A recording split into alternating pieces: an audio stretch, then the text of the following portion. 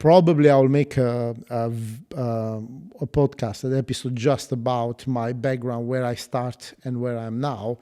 But just to keep it short, I came in 2010 in England with a deficit of minus £25,000 from a previous business which fails back in my country. And I start from scratch, and I start from scratch meaning that I did not speak the language at all. So what I'm speaking now is like literally learn over the last few years, helped by my daughters, my kids actually, my wife as well.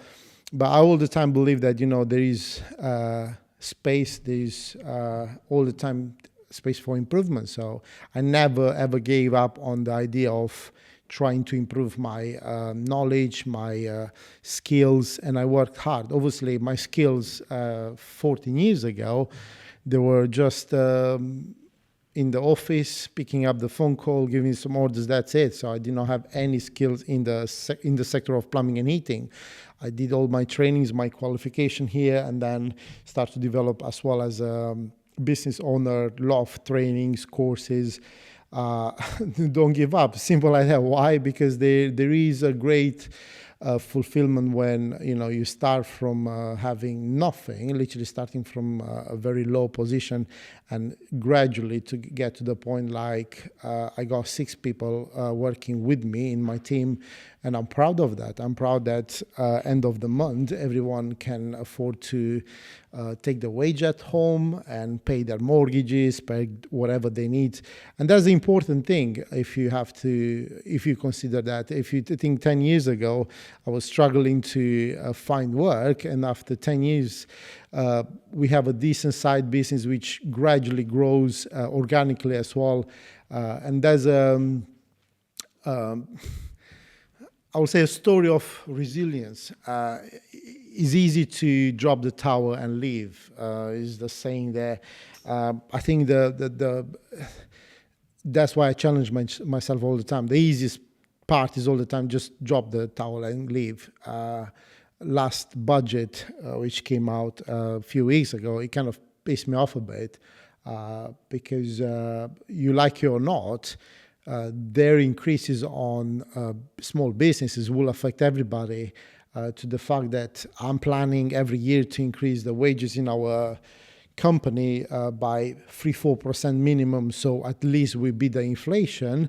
Then you start to ask, well, how companies will be able to increase wages slightly when they are taxed more on the NIC. So it's difficult, but before me, there were other companies, there were other business owners through the same challenges. So definitely there is a way out, but you just have to be consistent. You just have to be resilient and push the same thing. Obviously, you have to make sure that your decisions are correct. So all the time, try to make sure you have the right people around you. Try to have a mentor. Make sure you get the right decision in place, because wrong decision, especially financial decisions, can drag you down, and we don't want to go that route. But be resilient. Just don't give up.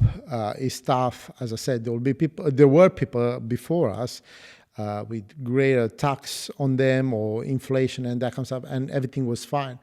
But you just have to hold together. There is a saying that the people who get hurt in the roller coaster are the people who jump from it. So sometimes the life, even as a business owner, or even the business itself, will go up and down. Sometimes, you have a big, huge spike. Everything is perfect. You enjoy that, but sometimes you have a down. So what you're doing when that things happen, you just stick to the plan, just stay there, stay focused, and things will go better. But again, do not give up. I mean, the first thing first, like I said to my apprentice, which now has 3 years with us, first thing I want from you is to show up at work. If you will show up at work every single day, that will be enough for me to understand that you really want this job and you are fit for this job. And it's 3.5 years today. Bless him, he missed one day, just one day. Since then, did not miss another day. And he's already by himself on the van. He's a qualified plumber, by the way. And in a couple of months, he'll be qualified gas engineer. Why? Because he showed up every single day at job. And that's a character, that's an attitude of person who will work and will be well rewarded in our organization. Stay motivated through these challenges. You just stay motivated. How? Of course, do not listen too much to news.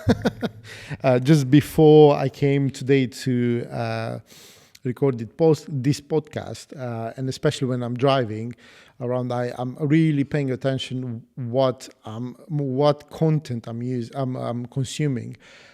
Easily you can go on the route of listening to all the politics stuff, which can put you down, in all fairness, or you can look for something more positive, to someone, especially businesses. There are a lot of podcasts out there which they will encourage you how to keep pushing. There is a life around the line, so do not give in. Just literally keep fighting. Things will pay off. If I look back 8 years ago, when I decided to start my own business, I was literally been